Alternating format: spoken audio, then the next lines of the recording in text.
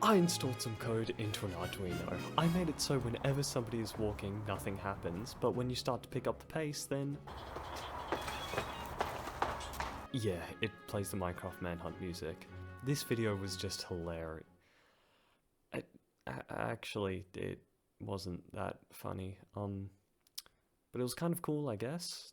Informative, at the very least. Okay, so this project started when I was watching some action movies, and I was thinking what I could recreate that might be fun. Maybe an exoskeleton? Nah, that's too hard and probably pretty expensive. Maybe I could make a remote-controlled robot of some sort. Maybe later, but that would probably take quite a while. Maybe I could finally finish that full web shooter tutorial. Nah, nobody wants that. And then while I was zoning out and not paying attention to the actual movie, I realized the intense music that was playing was actually pretty good. So I wondered what could I make that might be related to music.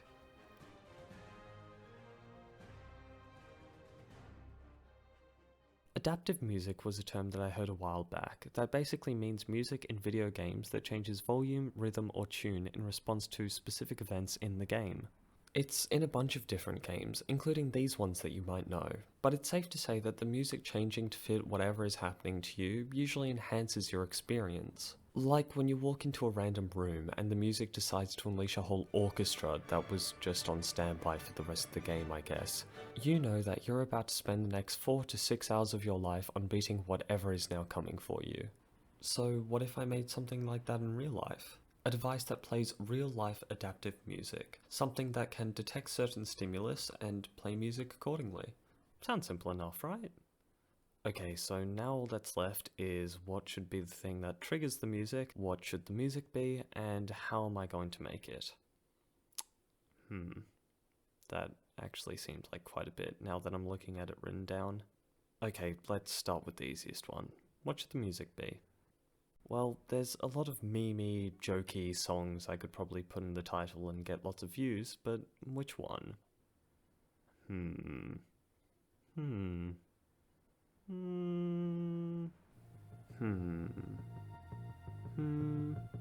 Oh, I see the answer to this, like most things, is Minecraft.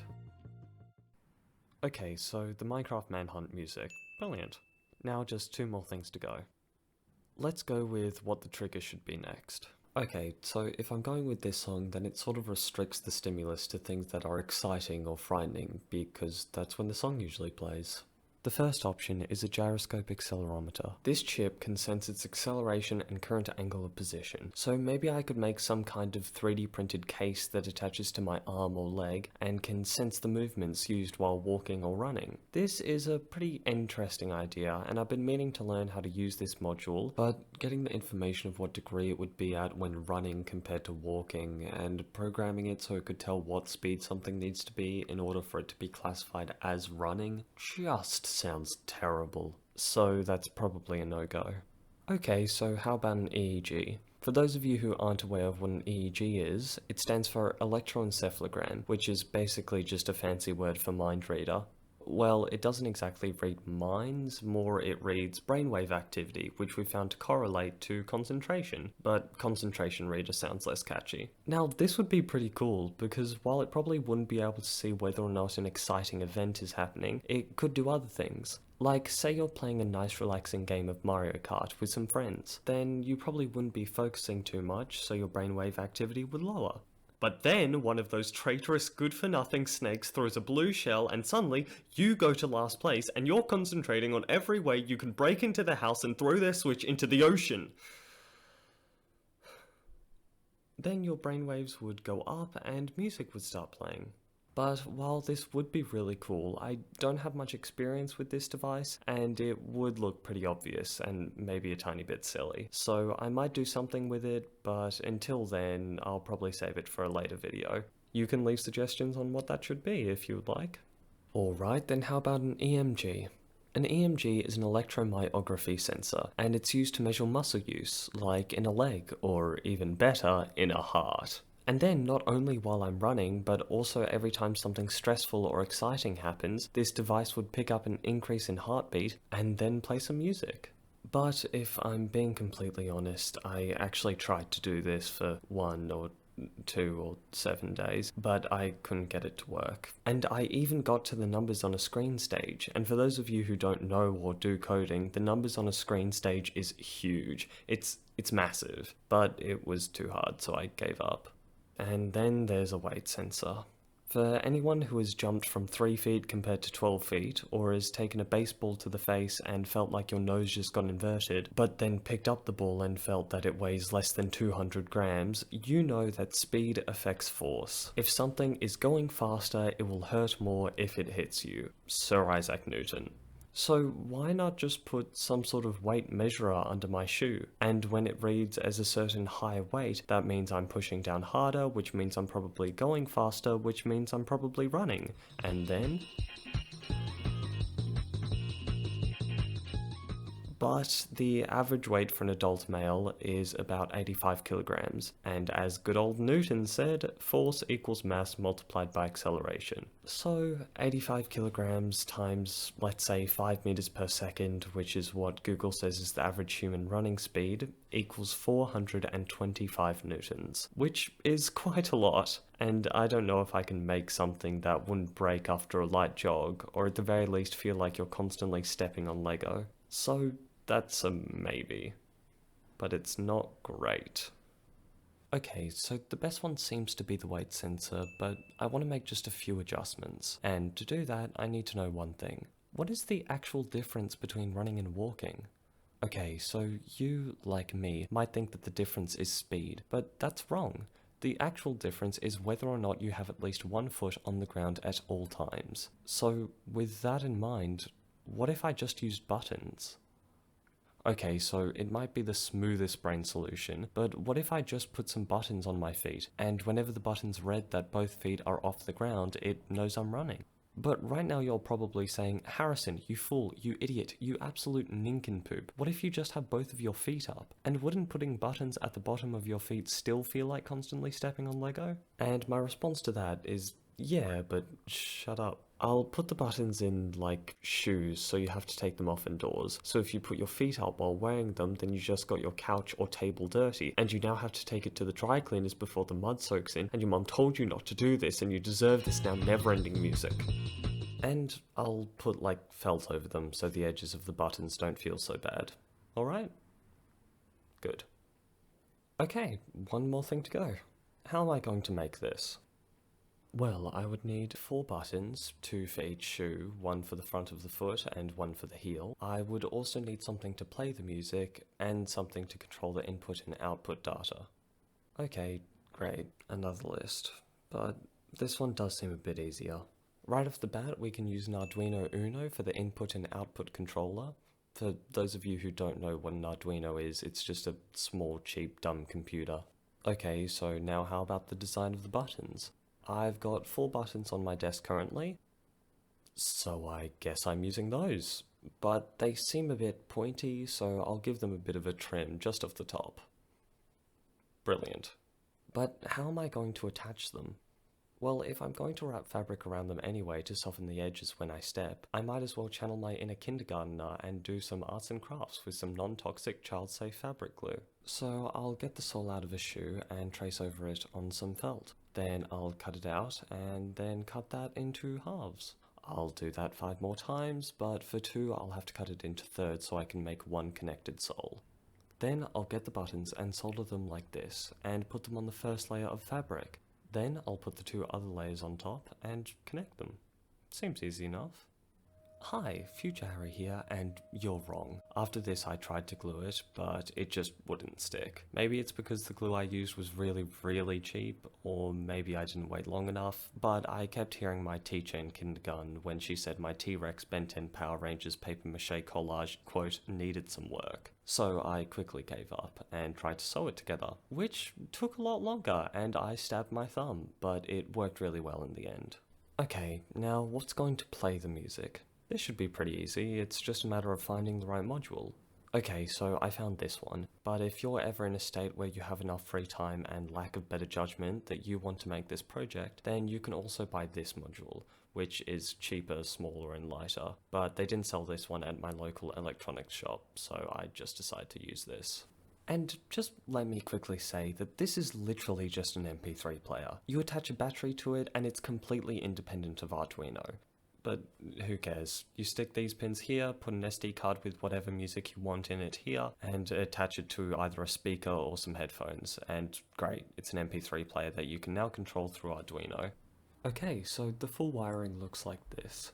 If you want, you can solder all of this together, but I'm lazy and bad at soldering, so I just stripped the wires, coiled them around each other, then wrapped heat shrink on it and crimped the ends. Crimping, for those of you who don't know, is when you turn the end of a wire into a small plug so you can easily attach and disconnect it, and you don't have to solder. Okay, now it's nearly done, just plug it all together.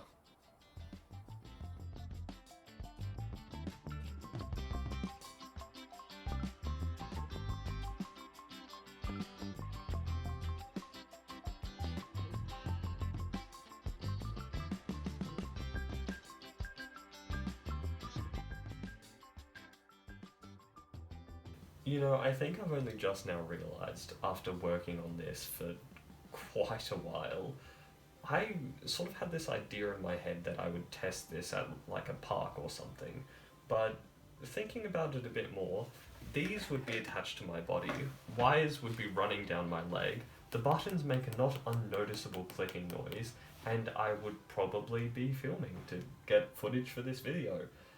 But all of that, if seen from the perspective of a third party, paints a rather suspicious image. So maybe just indoor testing for me. Okay, great, it's ready. Now time for the code. Here's some that I whipped up earlier. For those of you interested in how it works, tough. I made it like half a year ago and included almost no documentation, and while I edited this video I lost almost all of it, so I had to stitch together pieces of code that I sent to friends with anything that I thought might work, and now it's a Frankenstein's monster of a program made from the poor ideas of both me now and me half a year ago. But I'm pretty sure it's just checking if any of the 4 buttons are pressed. If they're not, then it tells the MP3 player to play the music, and if they are, then it tells the MP3 player to pause the music. I know, it's revolutionary. Now just upload it. Okay, so everything's plugged in and the lights just turned on, which is probably a good sign. Nothing's pressing on the buttons right now, so if the code uploads correctly, then the music should just turn on.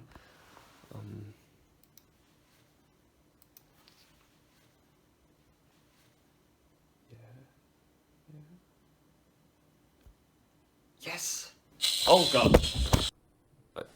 Alright, so it might be a bit loud, and I possibly got a tiny bit frightened, and I may have dropped my phone on the floor. But that's what we want, probably. Now I think we just need one more thing, a case for the main electronics. It really just needs to be a box with a couple of holes in it, so it should be pretty easy. A 15-second montage should do the trick.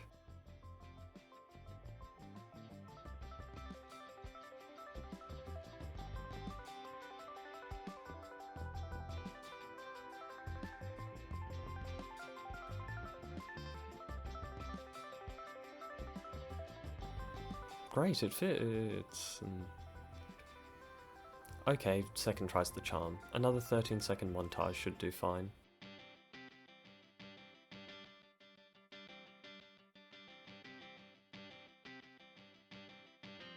Okay, great, it fits. Now, time to show you the reason you clicked on this video. God, I'm already like 12 minutes in.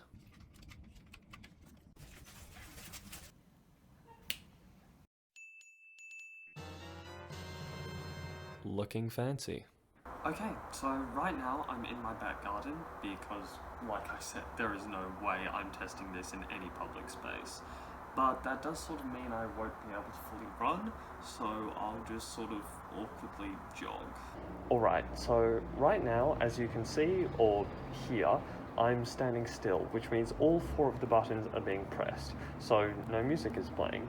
And even when I walk, 1 of the 4 buttons should always stay pressed. But when I start to run,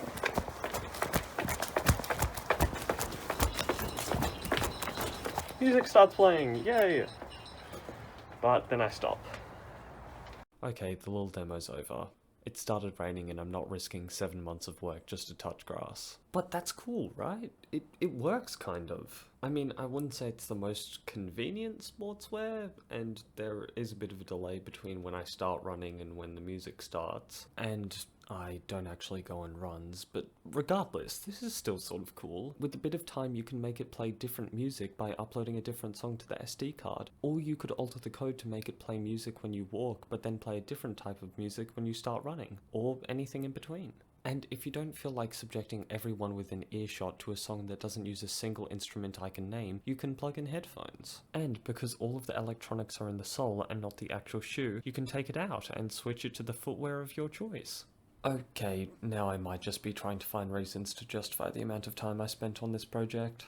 Between you and me, the actual shoes, including the programming, 3D modeling, printing, sewing, and wiring, took maybe 2 weeks all in all. This is far from complex. It's basically just a music player with the play buttons relocated. The rest of the time spent on this video was just me editing. So, maybe shorter videos from here on out. Thank you very much for watching. I hope you enjoyed, and according to YouTube statistics, less than 0.3% of you